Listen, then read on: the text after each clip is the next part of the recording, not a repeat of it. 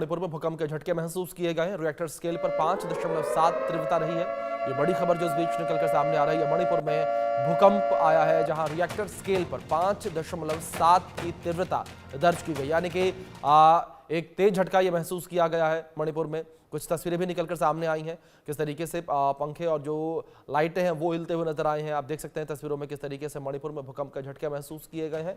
Richter scale पर भूकंप की तीव्रता 5.7 रही है। तो एक तेज गति का भूकंप ये आया है मणिपुर में, जहां 5.7 तीव्रता वाला भूकंप आया है। मणिपुर में भूकंप का ये झटका महसूस किया गया, जिसकी तीव्रता रिएक्टर स्केल पर 5.7 मापी गई है। तो लगातार धरती हिलती हुई नजर आ रही है। भारत के कई हिस्सों में जो पिछले दिनों में भूकंप के झटके देखने को मिले हैं। दिल्ली को लेकर बात करें, हरियाणा को लेकर बात करें, भूकंप के झटके महसूस किए गए। और दूसरी ओर अब भूकंप का झटका मणिपुर में महसूस किया गया है। 5.7 का ये भूकंप था। निबिर हमारे सहयोगी जुड़ गए हैं हमारे साथ। निबिर, जानकारी आपसे चाहेंगे यहाँ पर भूकंप को लेकर। जिस तरीके से 5.7 की तीव्रता का भूकंप सामने आया है, फिलहाल क्या कुछ अपडेट आप तक पहुंच पा रही, क्योंकि काफी तेज भूकंप था। क्या किसी प्रकार के जान माल के नुकसान की खबर?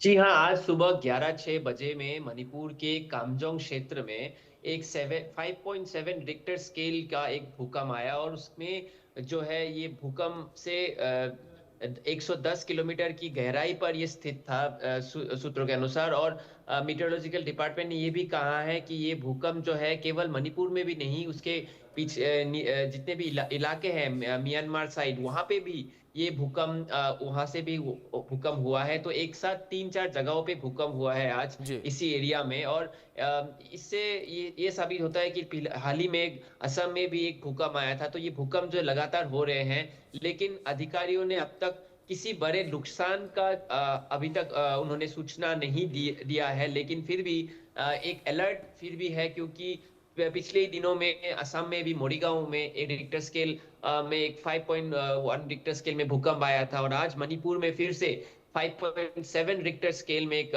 भूकंप आया है। तो लगातार ये हम देख रहे हैं कि भूकंप आ रहे हैं, लेकिन अभी तक जो है कोई भी नुकसान उसके ऊपर नहीं हुआ है। फिर भी लोगों के मन में जो है एक डर बैठ गया है, क्योंकि ये जो भूकंप लगातार आ रहे हैं। और आपको पता है नॉर्थ ईस्ट एक सिस्मिक जोन 5 एरियाज बहुत नॉर्थ ईस्ट में है, मतलब ये एक बहुत ही अर्थक्वेक प्रोन जोन इसको कहा जाता है। तो इसके कारण जो है यहाँ पे एडमिनिस्ट्रेशन जो है हमेशा एक अलर्ट पे रहता है।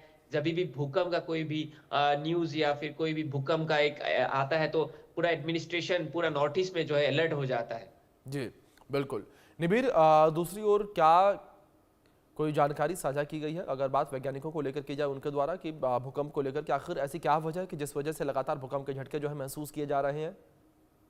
देखिए, नॉर्थ ईस्ट जो है सिस्मिक 5 जोन में, जैसे कि मैंने कहा जी। कि एक अर्थक्वेक प्रोन एरिया है। जी। साथ ही साथ यहाँ पे लगातार भूकंप आते रहते हैं। लेकिन ये जो आप भूकंप देख रहे हैं, ये 5.7 ये बहुत ही एक स्ट्रॉन्ग भूकंप है, क्योंकि 5.7 रिक्टर स्केल बड़ा भूकंप माना जाता है। लेकिन बहुत ही कम समय के लिए आया था। और इसकी गहराई है 110 किलोमीटर की गहराई पर स्थित था ये, जिसका केंद्र हमें बताया जा रहा है कामजोंग जिला मणिपुर में। तो ये भूकंप जो है लगातार आ रहे हैं। और इसके कारण जो है ये केवल मणिपुर में भी नहीं, म्यांमार से भी इसका प्रभाव है। म्यांमार में भी हम देख रहे हैं भूकंप आ रहे हैं। जो म्यांमार बहुत ही पास एक बॉर्डर कंट्री है इंडिया के, मणिपुर के पास भी है। तो लगातार इन एरियाओं में आ रहा है। और नॉर्थ ईस्ट सिस्मिक 5 जोन के कारण पहले से वल्नरेबल है भूकंप के लिए। इसीलिए जो है एडमिनिस्ट्रेशन पूरी अपनी तैयारी पे है, अलर्ट में रहते ही है हमेशा, की ताकि कोई भी ऐसे अगर इमरजेंसी सिचुएशन हो तो ताकि पूरा जो ये